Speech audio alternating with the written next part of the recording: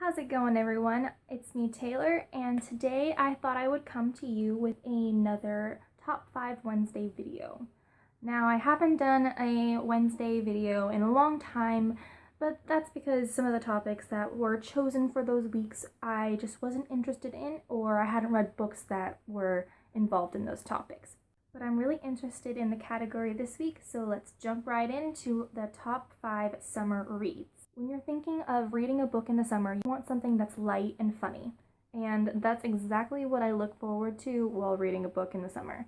So I have some books that either take place in the summer or I just think they're great to read during the summer season. So let's start with my first pick, number 5. Number 5 is We Should Hang Out Sometime by Josh Sundquist. Now, Josh is a fellow YouTuber and he wrote this book and it came out in spring last year, and I read it in the summer and I just absolutely loved it. It was hilarious, it was funny, it was very light, and just knowing that this actually happened to him made it even better. If you don't know about this book, basically Josh at the age of 25 figured out that he had never actually had a girlfriend, even though he thought he might have had one. So he looks back on his past almost relationships. He kind of analyzes what went wrong, why did this never amount to an actual relationship. And for some of them, he actually goes and talks to these girls. And it's a funny and awkward situation that Josh put himself in to come out with this amazing book. And if you haven't read it, you really should. I gave this book a 5 stars on Goodreads. But yes, so that's why I think this is a perfect book to read in the summer, because it is very light and funny.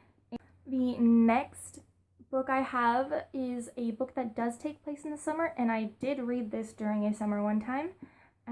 I saw the cover of it and I just thought, oh my gosh, that looks beautiful, I need to read this book. And that is This Is What Happy Looks Like by Jennifer E. Smith. Now, I've heard some people don't really like this book. I gave it a 4 out of 5 stars on Goodreads. I did like it. This book is basically about these two characters. What's their names? Graham and Ellie. Graham is this big teenage movie star, and Ellie is this small town girl who lives, I think, in the East Coast. And basically, one accidental mistype of an email accidentally gets sent to Ellie from Graham, and they don't even know each other's first names. They just know each other as G and E. And they just start having this conversation back and forth through email and become kind of almost pen pal friends. But they don't know who each other are. They just know one lives in LA, one lives in this small town. So one day, Graham gets offered a movie deal and they ask him, where do you want to shoot this movie? And he says, I want to shoot it here. His plan is to finally meet this girl. So that's how this shenanigans happens, and there's other things in there too. It is a very light read. I liked it more than her other book, The Statistical Probability of Love at First Sight. The next book may not be a surprise because I think it might be on a lot of people's lists.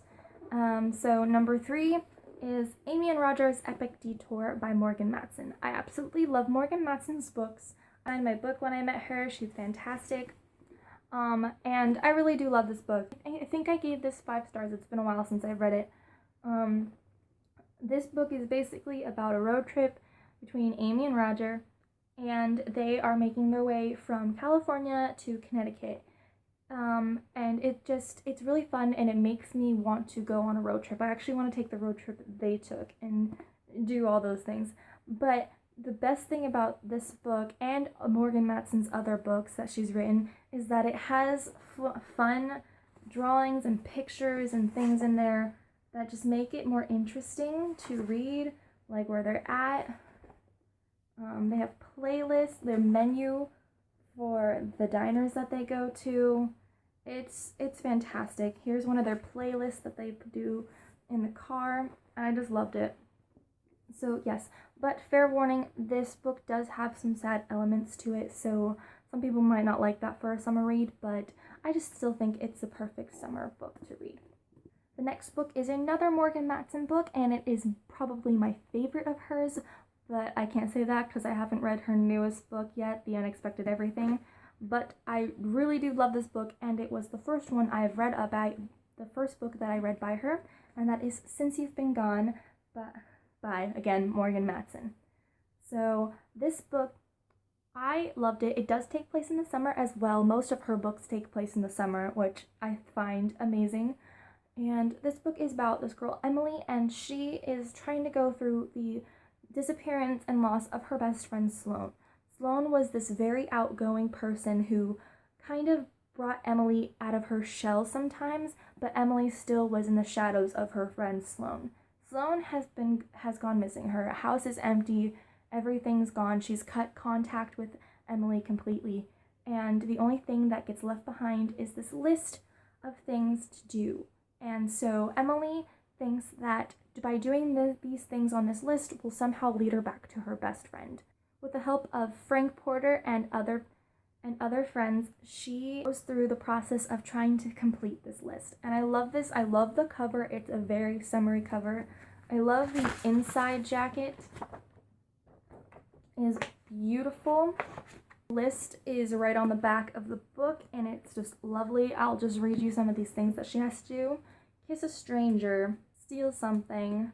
Sorry for this strange cut. For some reason, the rest of my footage will not upload, but I will try and finish it like this really fast. So basically, yes, Since You've Been Gone is a fantastic read for the summer. Go read it if you haven't read it yet. Now, my last book on the top 5 summer reads is most people don't think of it as a summer read, but I do because that was the very first time I ever read this book, and that book is the Percy Jackson and the Olympian series. I'm including the entire series on this list. It is a fun read for the summer. It's very light because it is a children's book, and it's very funny because Rick Riordan's writing is fantastic. Really, you should go read his books. They are fantastic. And that's all I'm going to say because my arm's really hurting for holding this camera up a little while. But that's all I have today for my top 5 Wednesday video for the top 5 summer reads. Go ahead and read all those books if you haven't yet. They are fantastic. Take them to the beach. They're fun to read there too. And if you haven't followed me on any of my social media sites, make sure you go ahead and do that. I will leave all my information down in the description, and I will see you guys again with my next video. Goodbye.